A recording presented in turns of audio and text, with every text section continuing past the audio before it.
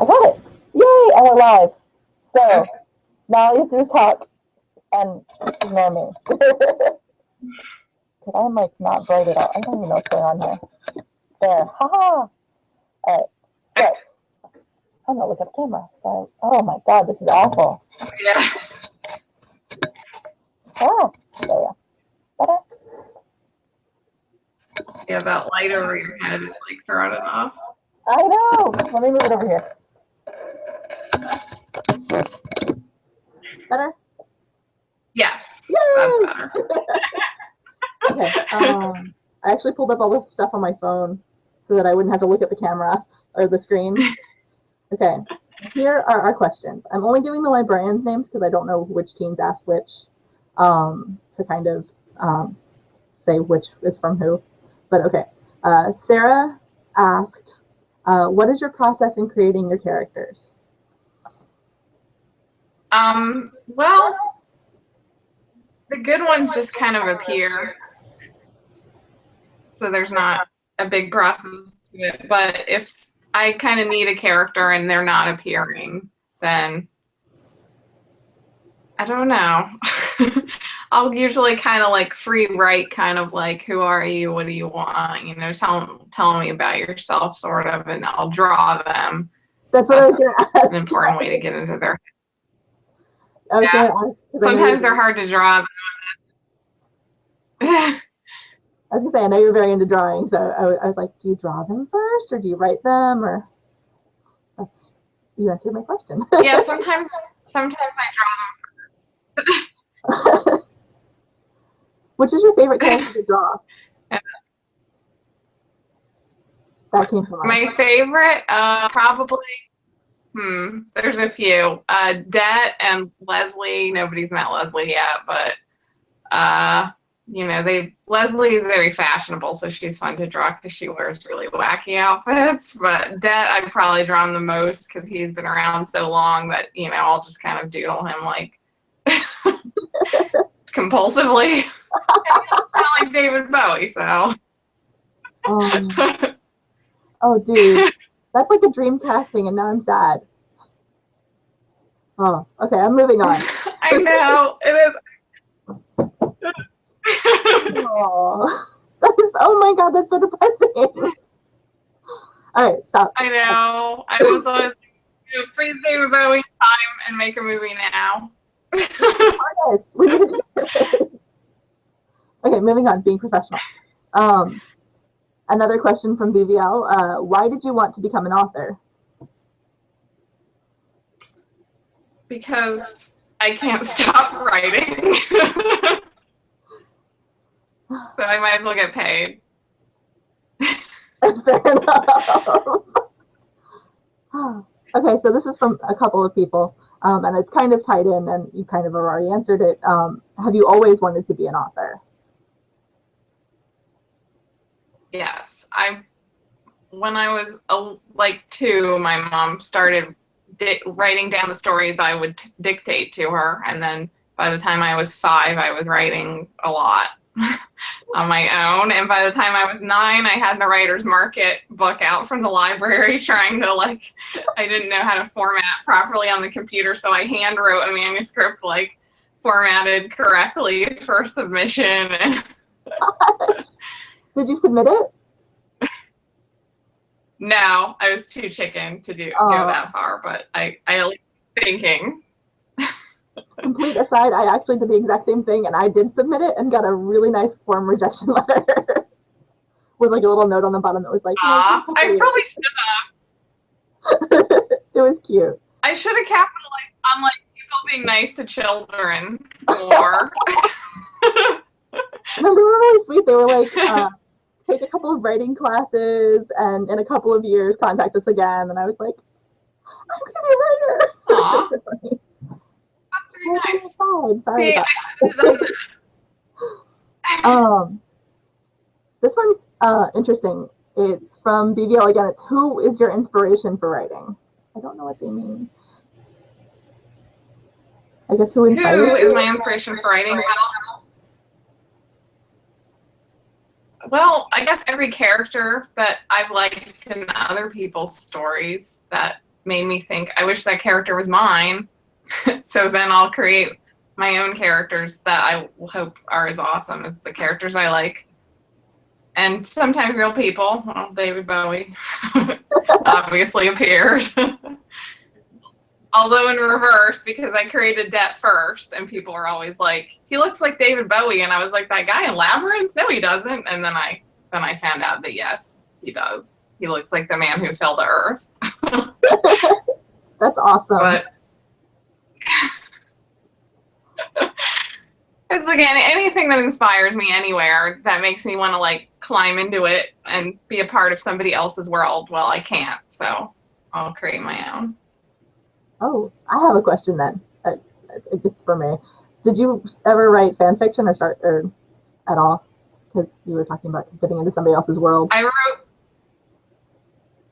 wrote, well, when I didn't start doing original stuff till I was 9, so everything was fan fiction prior to that. I wrote a lot of Xanth fan fiction, and then I wrote Final Fantasy fan fiction probably till I was like 15. Oh, dude, I have to see that. Huge Final Fantasy fan. Okay. The sad thing is I lost a lot. This is my great lost work was my Final Fantasy novel.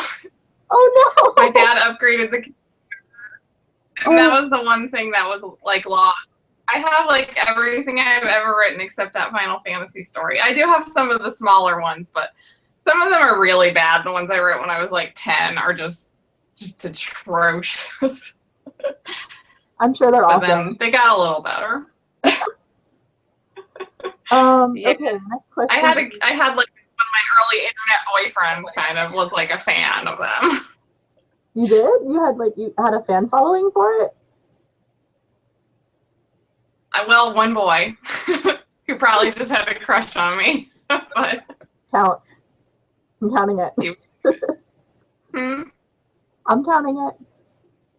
Okay, so the next question is, what is the first book you published? Which I think I already know, but you might want to answer this for the library. It was Magic Under Glass. That's what I thought. Okay, good. Yay!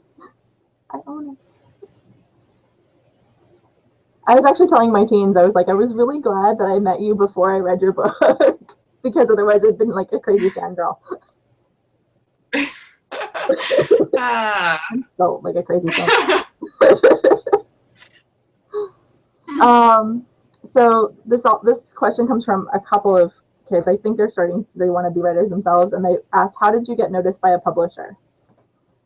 I'm going to follow that up with questions. Well, it took Go ahead. It took 3 years of devoted submission. I probably sent out over 100 queries to agents, and I kept reworking the book and like trying again. This was pretty much all with Magic Under Glass. 3 years, 3 versions, over 100 agents, and it was kind of, I treated it like a full-time job. I don't blame you. Wow, that's insane. So, okay, I'm going to follow that up with my own writing question for me. Were you kind of like a serial monogamous with agents, or did you submit it to multiple agents at a time and then get their feedback back and then rework it? Yeah, I would do like batches of 10, and then as I would kind of hear from them, I would either rework it or I would send to more. And I had my first novel I sent before Magic Under Glass too. So there was that one, and then there was Magic Under Glass, and I also, an early version of The Vengeful Half was in there somewhere too. So I just kept sending batches of 10 for all. Oh gosh, that is a full-time job. So there were 3 that you were sending out. Wow. Huh? There were 3 that you were sending out? Wow. So Magic Under Glass was definitely the winner, though. I would always get the most requests for it. So I just was like, "What? I just need to make the book better, and this will work," which proved to be true. So are we going to ever see that first novel? Yeah, I keep kind of reworking it. It never is done yet. But it was fun, and I still like it. It was about a little town that like everybody there was magic, and they were kind of, they were all really like cute. There was like a vampire guy who was like kind of nerdy, and he was born in 1822, so he likes to read, and he had an old BMW. So cute. Oh my God. Yeah. It was not a lot happened. Well, the plot will come. But at some point. So I guess my question from me as a librarian who's running a writers group and who noticed that question, and knowing that you self-publish as well, which would you recommend to writers who are just starting to get into it? Would you recommend going the self-publishing route, or would you recommend trying to find an agent and going the traditional route? I think it depends on what kind of personality you are, because on one hand, traditional is nice because it really benefited me to work with editors. I have some issues with working with editors, but it definitely made me a better writer to do so and more prepared to self-publish. And you have to lay out some money initially. I've tried to keep it pretty budget. Like, I didn't really spend any money on The Sorcerer's Concubine, but most people are going to might need some cover design or a little bit of editing or something. So there's that. On the other hand, you have control, which is nice. And if you really are the kind of person who likes to have control and likes to write fast and enjoys statistics and data to be updated immediately and have access to all that, which I am, I do like that part. But I like, there's been good things about both. So I think you just have to kind of decide what kind of personality you are. Ooh, that's a good question. That was actually something that a couple of people have asked, and BVL's was very specific. It was, is there an initial investment when you first publish, like a marketing plan? And I would assume that's true for self-publishing, but not necessarily for traditional. Am I correct? Yeah, I didn't spend any money. I bought bookmarks or something, but it was stupid anyway. They pay you. Some people do spend a lot, but I don't think I think the book just has to compel people, and that is all that really matters. Even with my self-publishing stuff, The Vengeful Half, I think I love that book, but it doesn't grab people the way that The Sorcerer's Concubine did. And that book just sells itself. And if I throw marketing money at it, I make it back immediately. And that isn't something that I can control, but I realized that I tried to write a book that sounded like it would sell, and that worked. What do you know? Oh, that feels kind of But you have to, if you want to make money, you have to think about that, even though it's a little brutal sometimes. that's what my husband tells me, but listen to him. I guess this is kind of tied into the whole Magic Under Glass. When did you actually start writing, knowing that you were going to write as a full-time job? When did you start trying to write as a full-time job professionally? Well, let's see, I was 22, and I'd been working in retail, and I was like, I need to do something with my life, so I'm not just working in retail till I'm old. And I started looking at college, and I was going to be a librarian, of course. But then I was like, I really want to be a writer, so I'm going to give this 4 years first to do the writing thing and treat it like it's college, but kind of. And if it doesn't pan out, then I'll go to actual college. And it took 3 years, so. That's awesome. It worked.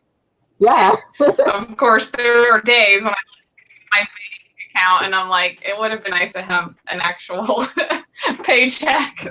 But so far, I'm not living in a box. So my question, again, personal, how are the kitties? Aw, how are the kitties? The kitties are good. I closed the door. I probably have one. Do I have anybody else's questions? Because I told them that they had to send them to me today. No, I think that was all of them.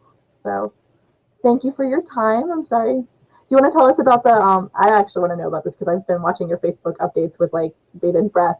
The musical? Any updates? Well, I mean, it's coming along. I was just at the they did kind of the first run through Act One where they had the dance choreographed and they sang the songs, and it was it was amazing. I was like in tears already, and I'm like, and then the director and the music guy are like, oh, they were terrible, and I'm like, oh my god, well, I probably shouldn't say that, like, but I mean, it was their first time doing it. But I was like, oh my god, they're amazing already. I felt like I was like in the book. That is awesome. And yeah, I was the like romantic scene between Eris and Amira. I was like, so I think it's gonna be amazing. I can't wait. I can't wait. All right, so that is all the questions we have. Do you have any final advice for would-be writers working? Not off the top of my head, you know, just the usual stuff. Read a lot, write a lot, and try to develop a thick skin because you're gonna need it. Accurate. Well, thank you, and I will forward this to the libraries. Is it okay if I put it on the library website? Okay, awesome. Yeah, that's fine. Yay! Thank you. I manage that. All right, I'm going to stop the broadcast now, Awesome. and we'll see you later.